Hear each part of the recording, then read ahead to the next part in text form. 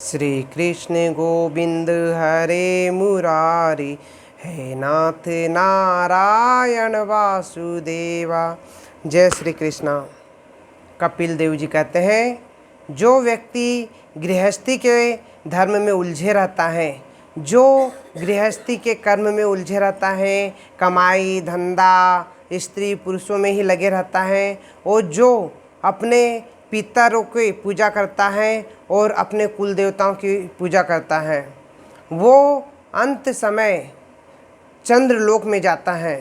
वहाँ उसके पुण्यों के हिसाब से जो पितरों और अपने कुल देवताओं की पूजा करता है, उसके हिसाब से उन्हें वहाँ स्थान मिलता है चंद्रलोक में, और सोम रस का पान करते हैं। जब तक उनके पुण्य वहाँ गठरी के रूप में पुण्य रहते हैं, जब तक वो चंद्रलोक में निवास करते हैं। और जिस दिन पुण्यों की गठरी खत्म हो जाती है, वो वहाँ से उसी प्रकार निकाल के नीचे फेंक दिए जाते हैं, जैसे घर से गंदगी निकाल के बाहर फेंक दी जाती है। फिर वो पृथ्वी में आके अपने ही वंशज के यहाँ जन्म लेते हैं, और वो चक्र चलते रहता है।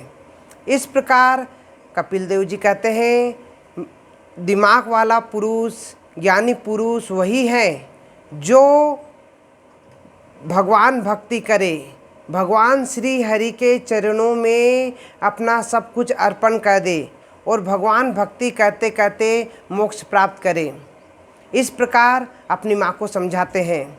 वो बोलते हैं कि जब पृथ्वी का प्रलय होता है, तो ये जितने भी लोक हैं, चंद्रलोक और ये सब उसमें लीन हो जाते हैं। किंतु जो भगवान की भक्ति करता है, वो सूर्य मार्ग से होते हुए साक्षात हरि विष्णु में लीन हो जाता है, और प्रलय काल में भी वो हरि विष्णु के निकट ही रहता है, उसका प्रलय नहीं होता है। इस प्रकार श्रद्धा भाव से आप भगवान श्री हरि की भक्ति करो, उनकी पूजा पाठ करो। इस प्रकार अपनी माँ को तत्व ज्ञान देते हैं।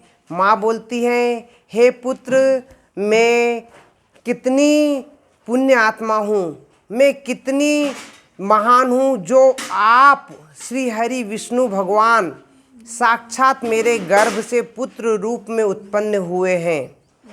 मेरे समान कोई सुखमय, कोई महान पुरुष नहीं है, कोई महान आत्मा नहीं है कि आप मेरे गर्भ से उत्पन्न होके आपने मुझे सांख्य दर्शन का ज्ञान दिया है। मैं बहुत ही अपने आप को बड़भागी समझ रही हूँ। इस प्रकार वो कपिल देव की परिक्रमा करती है और कपिल देव के चरणों कमलों में गिर जाती है।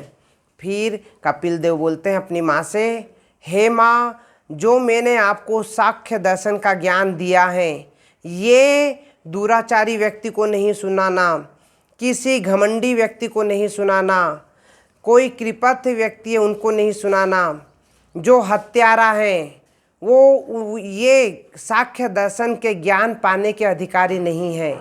हे माँ, ये सिर्फ भगवान की भक्ति करने वाले, जो बहुत ही कोमल स्वभाव वाले होते हैं, जो हमेशा दूसरों की सहायता करते हैं, उन व्यक्तियों के लिए ये सांख्य दर्शन का ज्ञान है, उन्हें ही सुनाना चाहिए। हे माँ, अब मैं अपने तीर्थ यात्रा को जा रहा हूँ, अब आप मेरे दिए हुए सांख्य दर्शन को अपनाओ और मुक्ति प्राप्त करो। इस प्रकार कपिल देव जी महाराज अपनी माँ को वहीं पर छोड़ के तीर्थ यात्रा को निकल जाते हैं, और उनकी माँ वहीं पर उसी स्थान पे तपस्या करने लग जाती हैं। वो तपस्या करते करते बहुत दिन बीत जाते हैं। उनके जो घुंघरालू बाल रहते हैं, वो भूरी भूरी जटाओं में तब्दील हो जाते हैं, वो जटाधारी हो जाती है। जो उनका सुंदर सौम्य रूप था, वो दुर्बल हो जाता है, और तपस्या करते रहती है।